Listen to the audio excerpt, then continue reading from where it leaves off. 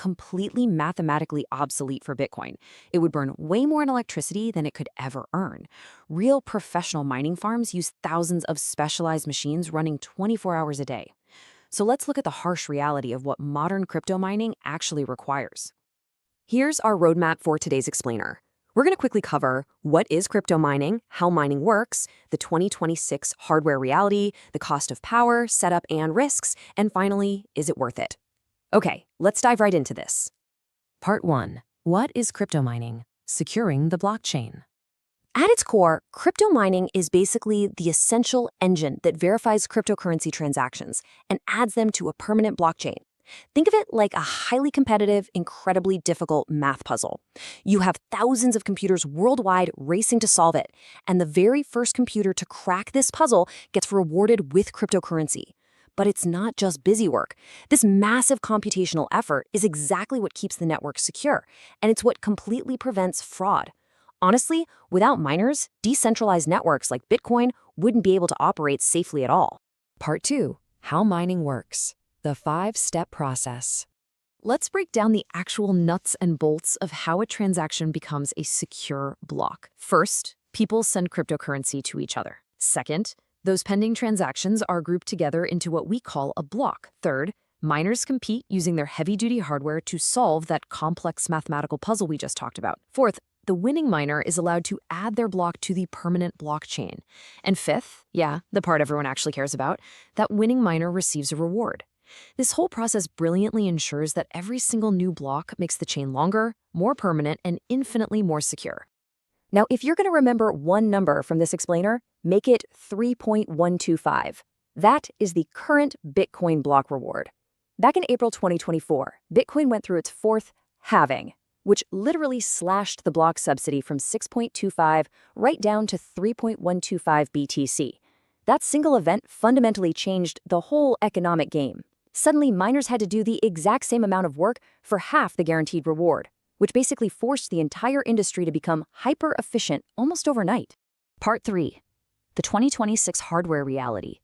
The death of laptop mining. To even compete for that 3.125 BTC reward today, you absolutely need an ASIC. That stands for Application-Specific Integrated Circuit. And look, this is not a gaming PC.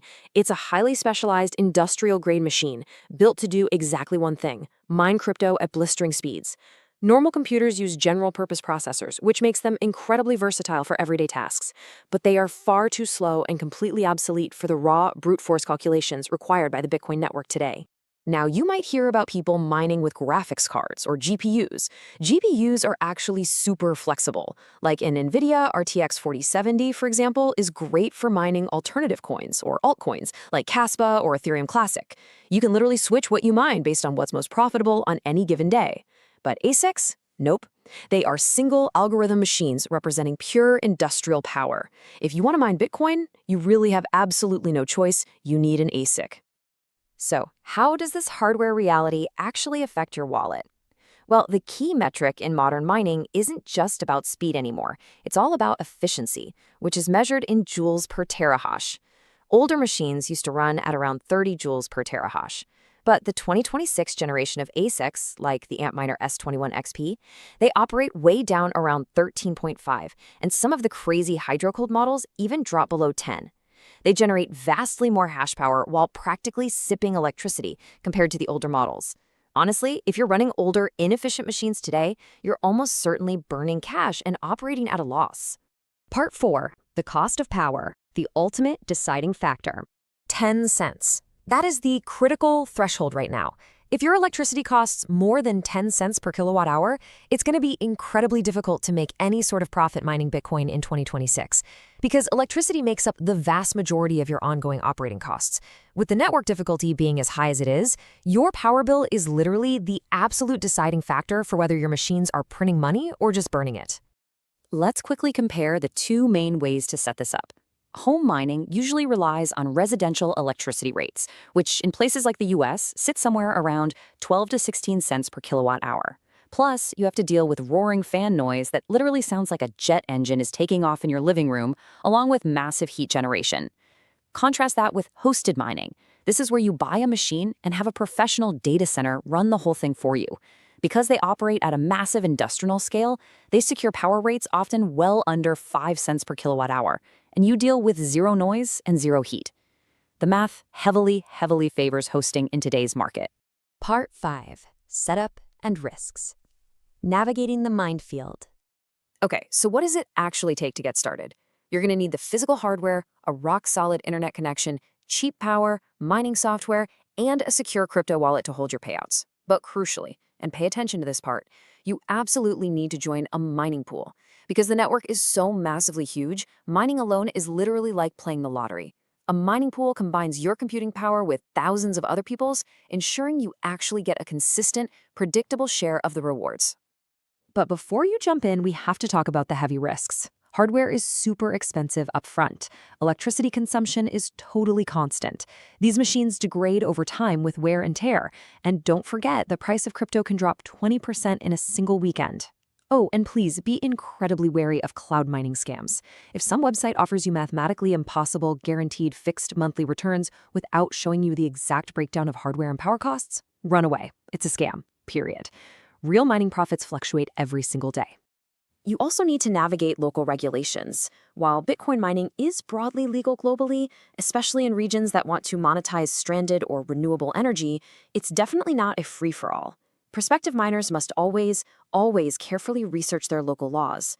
Some areas have really strict zoning laws, noise ordinances, or environmental grid restrictions that could shut down a home operation overnight. Part 6. Is it worth it? The final verdict for 2026. All right, here's the sober assessment. For a typical beginner, just plugging an ASIC into a standard wall outlet at home is no longer a guaranteed moneymaker. In fact, at standard residential power rates, you're almost certainly going to run at a loss. Unless you have access to heavily subsidized power, or you're getting really creative by using the massive heat output of your miner to actually replace your home's heating bill, standard home Bitcoin mining is just incredibly tough right now. But hey, that doesn't mean you're totally out of options. There are some fantastic alternatives. You can use GPUs to mine altcoins if you already have a decent gaming PC.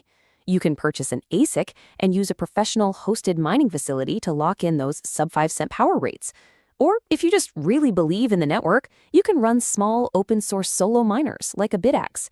They barely use any power, and while they're definitely not going to make you rich, they actively support the decentralization and security of the entire Bitcoin network.